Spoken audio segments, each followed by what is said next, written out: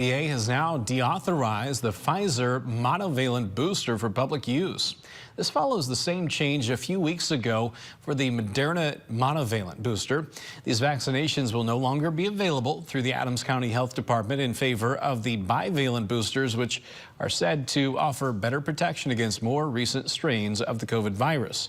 Officials share why it's important to stay up to date on those vaccines. We have to stay protected from COVID. We have to stay protected from flu.